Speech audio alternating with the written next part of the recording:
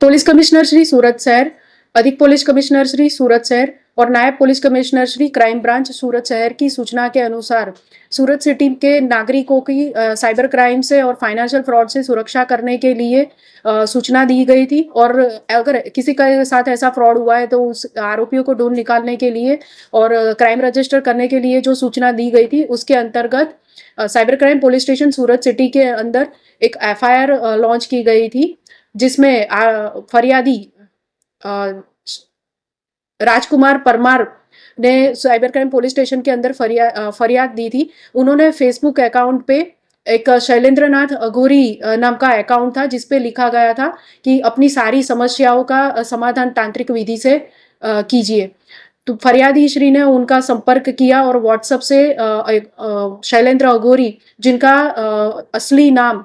मुनीश भार्गव है, उनका संपर्क उन्होंने किया।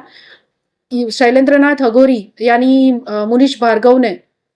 फरियादी को फिसलाकर उनको बहकाकर उनसे 7 से 8 महीनों के समय में तांत्रिक विधि हवन वगैरह करने की आड़ में 15,51,510 रुपये ऑनलाइन ट्रांजैक्शन से उनके पास से ले लिए और बार बार कई तरह की विधियां बताई। और एक बार यहाँ सूरत में आके उन्होंने और उनके साथ उनका जो सागरित है मनोज भार्गव, उन दोनों ने यहाँ सूरत सिटी में आके फरियादी के घर पे एक फेक तांत्रिक विधि वगैरह करके घर में हाथ चालाकी से खड्डे में सोना और कुछ हड्डियां वगैरह रख के फरियादी को बहुत ही डराया कि आपके घर में दुष्ट आत्माओं का वास है और बहुत सारा सोना है, अगर आप शांति चाहते हो तो आपको ज्यादा हवन वगैरह करवाना पड़ेगा। और ऐसे फरियादी के साथ साइबर क्राइम के फ्रॉड करके टोटल 15,51,510 रुपये, जिसमें एक सोने की चेन भी शामिल है, ये सारी चीजें लेके साइबर क्राइम फ्रॉड किया था। किस तरह का जो है तांत्रिक विधि जो है उसके घर पे किया गया था? मन की शांति के लिए, घर की शांति के लिए ऐसा बताया गया था कि घर में दुष्ट आत्माओं का वास है, इसके लिए ये विधि कर रहे हैं। विधि के अंदर फरियादी को बोला गया था घर में खड्डा खुदवाओ। खड्डे के अंदर जब विधि हो रही थी तब बहुत सारा घर में धुआं हो गया।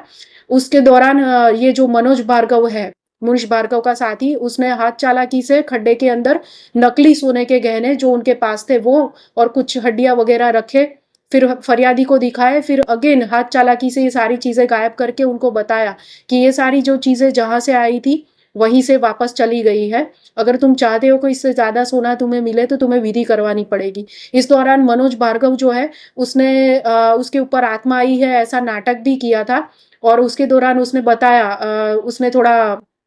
नाटक करके वो भी बताया कि मेरे अंदर काल भैरव है और मुझे 108 बकरे की बलि चाहिए, और इसके लिए फिर फरियादी को बोला गया कि ये जो मांगा है वो देना पड़ेगा, तो हम और हवन और बलि वगैरह विधि करेंगे। अब तक की पूछताछ में आरोपी का क्या कुछ बयान रहा कि आगे इस तरह की कोई गतिविधियां वो कर चुका है?